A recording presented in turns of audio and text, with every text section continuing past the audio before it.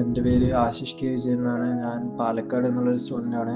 ഞാനിപ്പോൾ +2 കഴിഞ്ഞ് ഡിഗ്രി എടുക്കാനുള്ളൊരു ഘട്ടത്തിലാണ് ഞാൻ ലേണേഴ്സിനെ പറ്റി അറിയുന്നതും മനസ്സിലാക്കുന്നതും. ആ ഒരു ഇതിൽ ഞാൻ എൻ്റെ ഡിഗ്രി ലേണേഴ്സിനോടൊപ്പം തന്നെ ചെയ്യാമെന്ന് വിചാരിച്ച് BBA കോഴ്സ് എടുത്തിരിക്കുകയാണ്.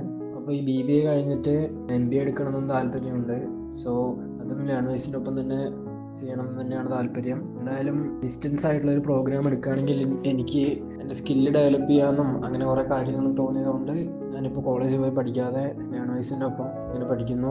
ലേണേഴ്സിലെ ടീച്ചേഴ്സും മെൻറ്റേഴ്സും ഒക്കെ വളരെയധികം ഫ്രണ്ട്ലിയാണ്. വളരെയധികം എന്നെ ഹെൽപ്പ് ചെയ്തിട്ടുണ്ട്, ഡൗട്ട്സിൻ്റെ കാര്യങ്ങളായാലും എന്താണെങ്കിലും. പിന്നെ ഇത് കഴിഞ്ഞിട്ട് ഇനിയിപ്പോൾ എനിക്ക് MBA ചെയ്യണം. അതിനുശേഷം എന്തെങ്കിലും വല്ല ഫിനാൻഷ്യൽ സെക്ടറിൽ ജോബ് ചെയ്യണം എന്നാണ് താല്പര്യം, ആഗ്രഹം.